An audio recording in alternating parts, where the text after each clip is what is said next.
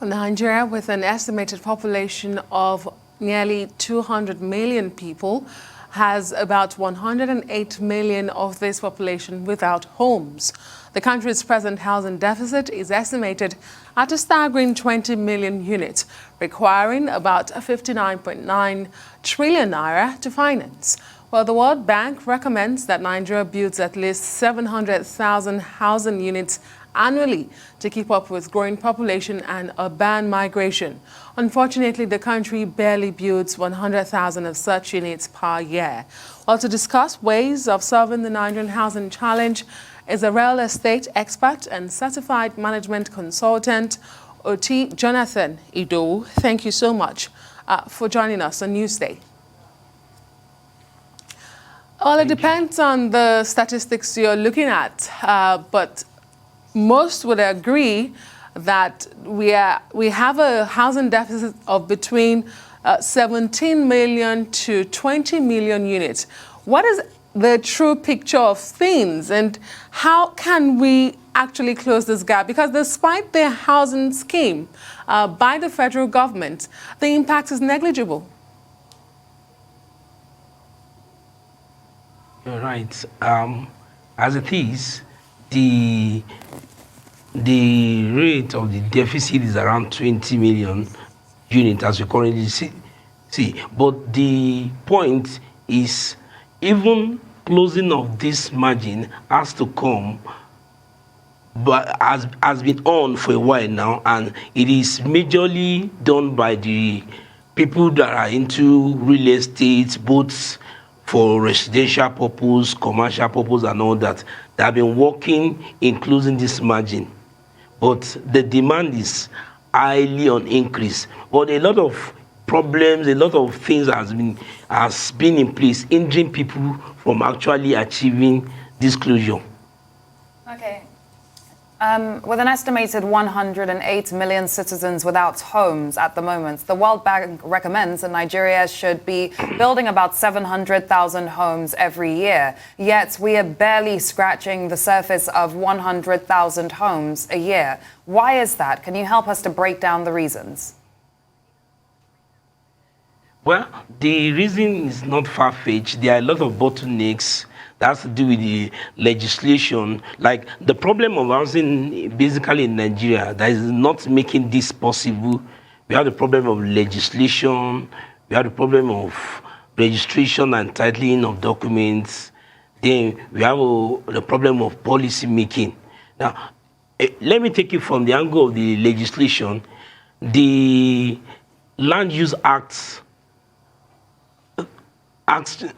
stipulates that every land belongs to the government, and because of this, a lot of people that would have been willing investors in the housing sector are shifting back because of so many bottlenecks surrounding it. Even it now needs to depend on the State House of Assembly and the National Assembly to pass a legislation that can correct this act. Now, if this act can be corrected, then even private individuals and investors can be able to work towards closing this margin. Now, if you look at also the bottlenecks with titling and registration, there are so many rigors involved.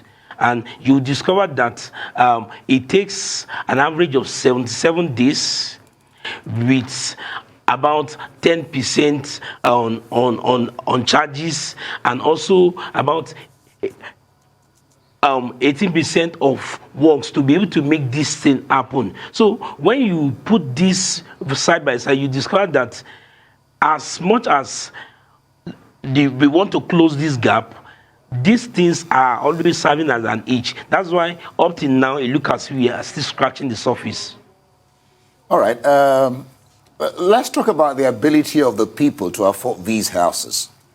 Some have said that the houses being so built are not within the reach of the common man. What should be done to make it possible for people to have their own houses by way, IDOWU, of affordability and terms?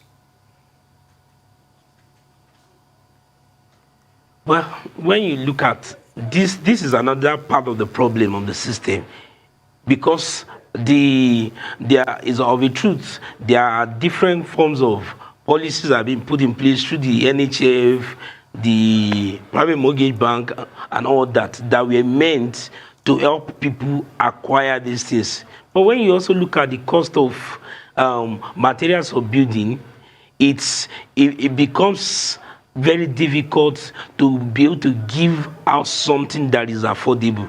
And you see many contractors are trying to minimize their costs, and therefore they are churning out buildings that are not up to standard. Now, a lot of these people, looking at our minimum wage at 30%, and the list of the building you can have is around maybe, say, 4.5 million. If you do the breakdown for someone to be able to pay this, to afford this kind of apartment, this kind of building, it can take the person a period of 20 years if he can be paying, let's say, 25,000 naira on a monthly basis. But the question is, how many people can actually take out this amount from their so-called income on a monthly basis? So if the government can at least try to help with the price of building materials that is on a high rise, it becomes easy to give something quality that is not too expensive, and given a period of time, people can actually be able to pay gradually and then become homeowners. It almost sounds like a dream that may never come true for some people. I mean, when you just look at the reality you have painted. But you have also highlighted that the government is doing something, it's just not enough to close the housing deficit gap that we have. Looking at the financing for it, it is capital intensive. What would be your advice to the government? What should they be doing differently to create this more affordable houses for Nigerians?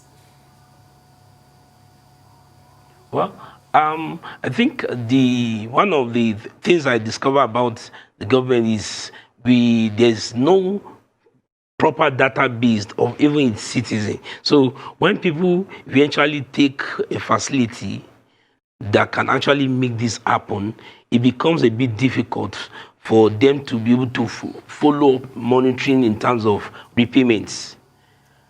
But basically, the government just need to to be able to, if on their own part, increase the level of income of people, then create an affordable housing scheme that can give people a longer period of time to pay, say 25, 30 years.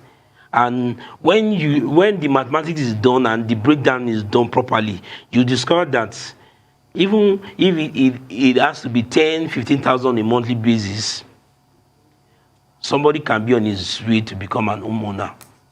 So flexibility of payment and all that can really help. Government can make this possible. And also, the government will need to assist private real estate developers that are willing to do this with funding so that they can actually make this possible too. Well, many thanks to you, Jonathan IDOWU, a real estate consultant, for joining us today on Newsday to share your views on this topic.